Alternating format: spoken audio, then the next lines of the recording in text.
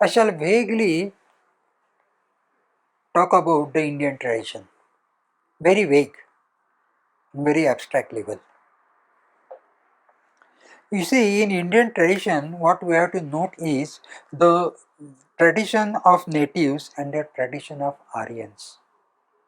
It is always believed that Aryans were not the natives of Indian land. So, there were some natives from the Indian land, and those natives were having their life. And that at some stage Aryans came,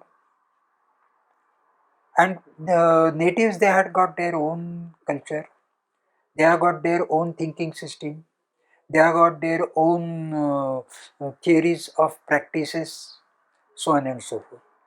Aryans again had the same. But you see what happened, that Aryans attacked and they established their rule, and whatever goes nowadays in the name of Indian is the Aryan culture.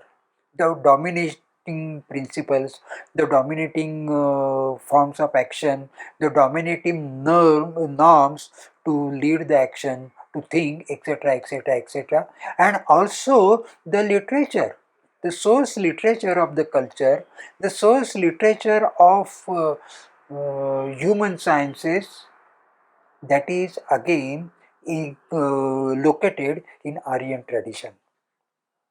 I am not sure whether by now they have succeeded in establishing some of the text, etc., of non-Indian native sources. I am not sure, so I don't say anything about that. But these natives and Aryans, they were interacting with each other. And finally what happened? That a kind of fusion of cultures took place. Fusion of the natives and the fusion of the Aryans. Now the natives, what I am saying, they are now vividly located into the southern geographical part of India. And in the northern part of the geographical India today, that is under the domination of Aryan ideas, Aryan culture, Aryan rituals, so on and so forth. So that particular influence remains on the northern part, and on the southern part, that goes on getting liquidated more and more. But there has been, to begin with, a fusion between the natives and the Aryans, of their ideas, of their ways of life, of their thinking, of their actions, and so on and so forth. Similarly, there is also a fusion of cultures, of the southern cultures and northern cultures. What are the major descriptions or characterizations of these cultures? The southern culture is more stable and deeper as compared to, obviously, it is in comparison with the two cultures. The southern culture is more stable and deeper, and the northern culture is fluctuating and changing. Its continuity is fluctuating continuity, and there are several changes. So many changes continuously are not getting take place in the southern. As far as the Indian part of the world is concerned, there were invaders. There were invaders, Arabs were the invaders, Persians were the invaders, and later on Europeans became the invaders. And amongst Europeans, Turks were there, Portuguese were there, French were there, and Britishers also were there. We are more acquainted with, more vocal with the European, means the Britisher. But the other sources I noted just now, they are also there, but their influences are there, and all these influences, they have been forming the culture. By culture, I do not mean only the performative representations. By culture, I include everything from thought to action, from thought to degeneration of life states, from thought to the elevation and advancement of our actions and social status. Everything is included into that. And if we have to understand Indian context, Indian tradition, then again very large and very vague stages I can mention, that there is an ancient stage, there is a medieval stage, and there is modern stage. The modern stage is obviously the stage which is under the influence of the European invasions or the European influences. There are also cultural invasions. The first cultural invasion in India, obviously in India, I mean the natives of the India, that was the first invasion was by Aryans. And then after Aryans invasion, there was invasion by Arabs, and there was invasion by Persians, then there was invasion of Islam, and then there was also invasion of Christianity. So Islamic invasions, Christian invasions, all these are there, and this is how the background is made to understand the historical aspect. Then if we come to Indian culture, then we see that the natives, the basics, how were they as far as their cultural aspect is concerned, or their complete lifespan is concerned, that they are rich cultured. Natives were rich cultured before their invasions, and even today we find the rich cultureness amongst those who have been natives. Then for natives there was rich culture, there was settlement also. They were settled. Those who were invaders, they were not settled. Later on they settled, but they were not the settlers. So they didn't have settlement. And the natives, they were very strong, very advanced as far as houses are concerned, that is architectural constructions are concerned, arts are concerned, weapons are concerned, and many more things. That was briefly and vaguely the picture of natives. And after that natives influence, after that natives presentation of nature of their culture, we come to the Aryan phase, because I noted that Aryans is the first invasion on this geographical part of the world. What did Aryan phase do? They establish their life with conquering through invasions. They were making invasions by conquering, and through that they were establishing their life, cultural life. That is, in every respect they were doing that. So there were invasions, there were attacks, and there were wars also. And there were also forms of life. They had got their forms of life. And now here what we have to note, which is the basic form of life which is being practiced even today on different levels, but that is the form of life was of sacrifice, what is called as Yajna. Yajna is the form of life for Aryans, and that form of life is extended in every aspect on every level of life. What did that do? Aryan culture. In Aryan culture, there is praise of nature. Then natural powers in the form of deities, they are also praised. Then deities are helping life, deities like sun, etc. They are also contributing for the life.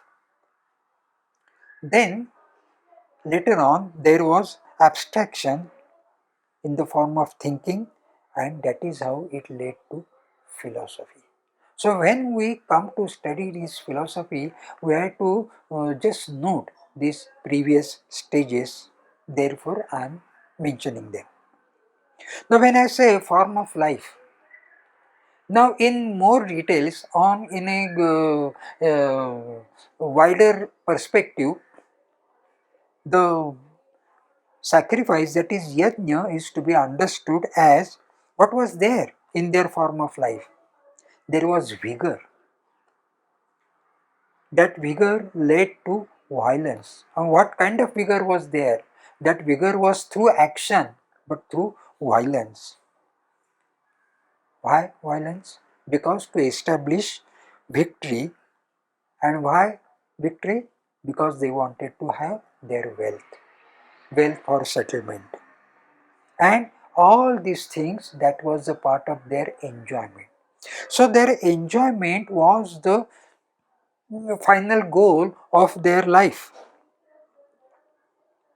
and that enjoyment was the ultimate aim or ultimate goal for them.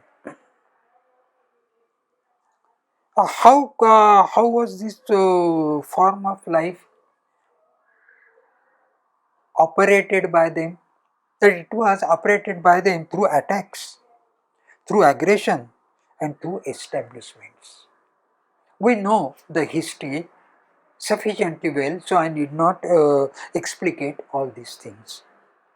Now this attack enables to get pleasure, and what I said, the form of life ultimately aims at getting an enjoyment.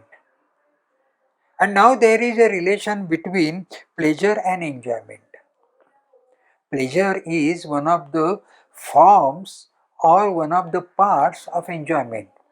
They are not equal. Their scopes are different. The scope of enjoyment is wider than the scope of pleasure. And this form of life, what I mentioned, that is reflected in Vedas. So this is the earliest form, earliest articulated form of life for them. They had got their own mode of performances, and for their mode of performances, that is their basic model or basic form, was to achievement. Whatever goals they had to achieve those goals, and the basic form, which is extended from physical level to intellectual level to social level also, and that was the form of yajna, sacrifice, where fire is the means. Oblation is again given something, ahuti, Agni, then Ahuti, and the fire, who is a means, is also used as a messenger. Whatever is given to the fire is to be taken by fire himself in a different role, of course. So that was the performance in the earliest period. Then another part was also there. What was the another part? Worshipping the deities. And what are the deities? Deities are, really speaking, are the centers of energy, sources of energy, locations of energy. Then there came elaborate worship with rituals. When I say worshipping deities, that was mainly through the stotras on verbal level. sometimes on action level also through some forms of art, etc. But as the total form of life is concerned, then the worship was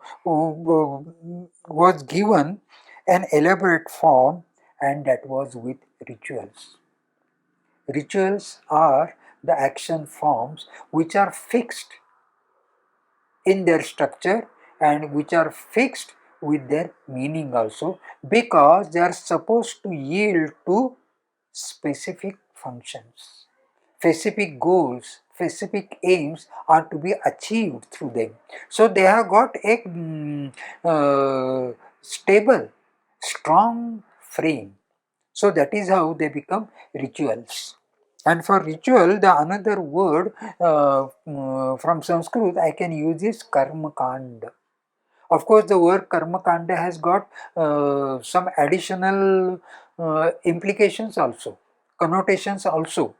But I am not hinting at those connotations. But karma kanda means that is a form of actions. What kind of form? Which is stable, which is unchangeable. So that will continue in that particular way to different people coming in different generation, different people belonging to different contexts of life. Then the next stage from this elaborate worship was non-performative worships. There will be worships where there is no performance.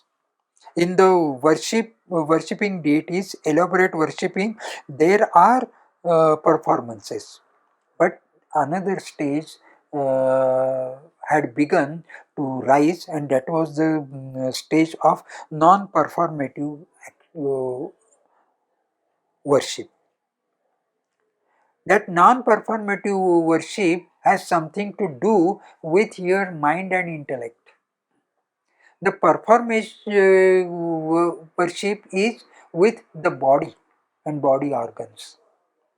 Non-performative is going a little ahead of body, and then the next stage comes, that is the contemplative worship. And in this contemplative worship, some thought in its pure form, in its logical form, that is being used, and that is how that worship goes on.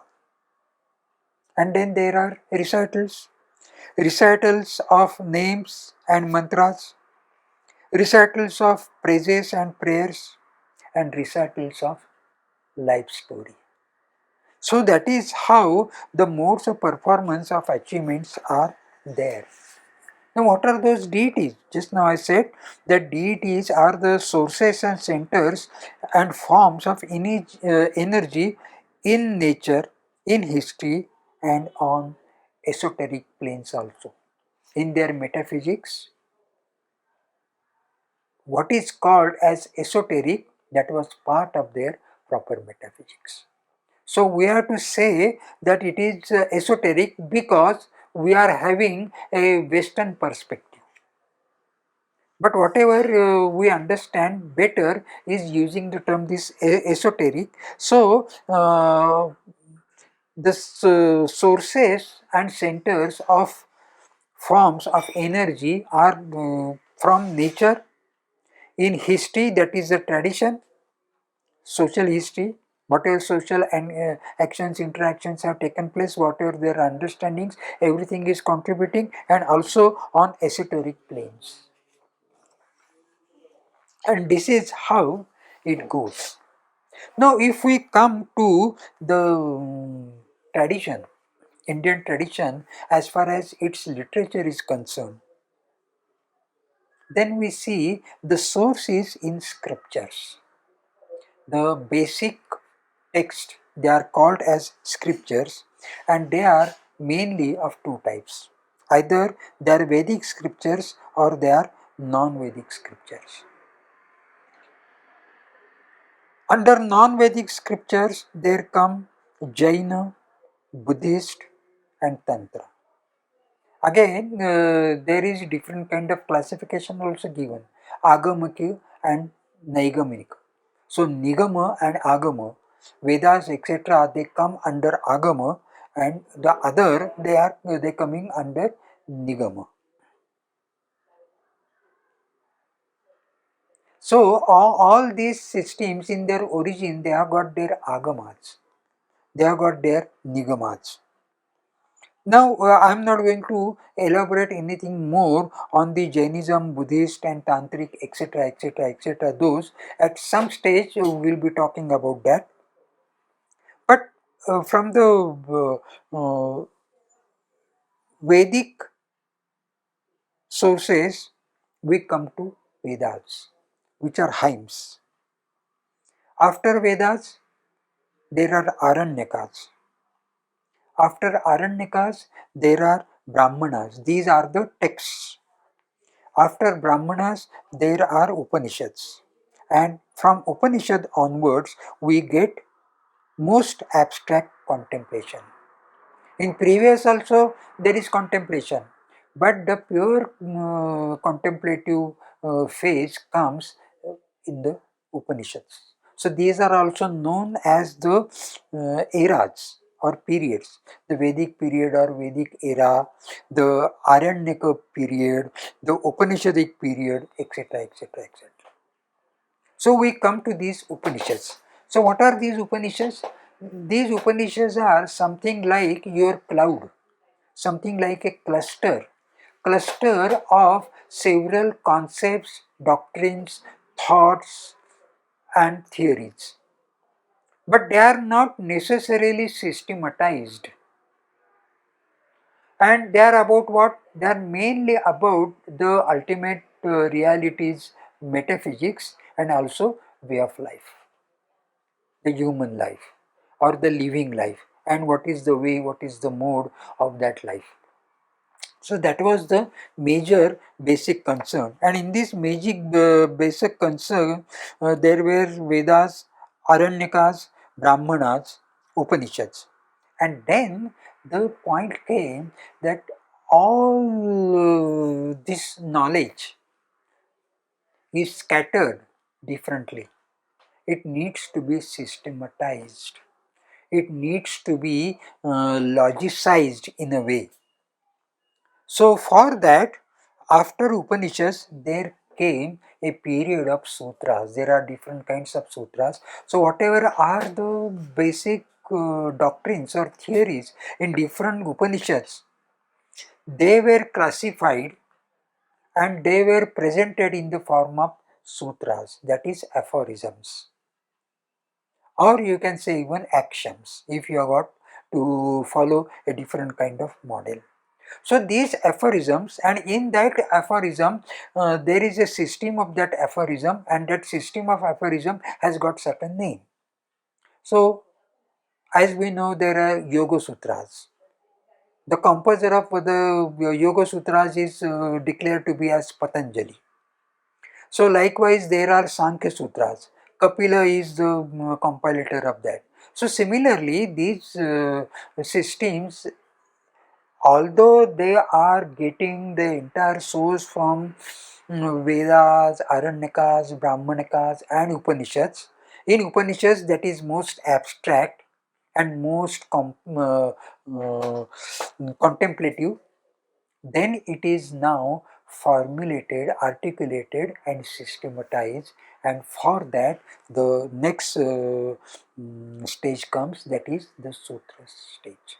In Sutras, whatever are the concepts, whatever are the doctrines, they are put into few words, not even full sentences but few words. Later on it was found out that these sutras are not being understood because they were abstract forms, and those abstract forms they were presented into minimum possible number of words. So the era began to explain and elaborate those sutras, and that was through bhashyas, that is commentaries. And those commentaries they revealed Now, once I say commentaries, there are different types of commentaries by way of their stages. That what the first commentary will do, why another commentary is required, and another commentary is required because in the first commentary, whatever is being said is not understandable to the generation to which it is to be addressed. So that is how in commentaries there are different forms which are the succeeding forms. Then there are also another source which comes after this, and that is the course of Puranas. Puranas in Western language is called as mythologies, which is not right, but since it is used in this way, mythological historical records. But there are Puranas which are based on some records, historical and mythological, where there are lot many thoughts and theories are discussed about the reality and about life. There are also another important sources to develop this culture. Ramayana and Mahabharata, these are the epics. And in these epics, the culture is formulated in a complete form. After that, there come scholarly texts. Scholarly text means the schools and systems. The schools and systems, whatever they elaborated, explained, and developed and formulated in the form of a system, that comes there, the scholarly text. So we then also call them as Shastriya Grantha or Shastra Grantha. Then there is also saint literature. India has got a very long tradition of saints. What saints are doing?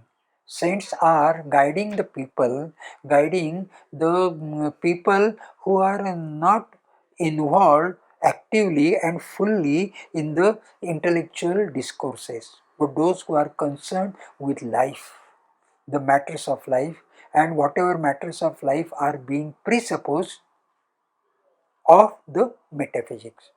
So these saints, they are talking about the metaphysics, but more about the action, the individual action, the social action. And there we get a lot of philosophy. So saint literature is again a very important source. Then there are also sayings of some seers, some visionaries, and some realized people. That is coming much later. And then there are poetic compositions. Poetic compositions means that some thought is expressed in a simple language, but such simple language which gives aesthetic experience. So it becomes closer to the people at large. And now these compositions are not meant only for the people who are not fully engaged into intellectual activities, but the people engaged into intellectual activities, they can also enjoy, understand those poetic compositions, and in different forms they are there.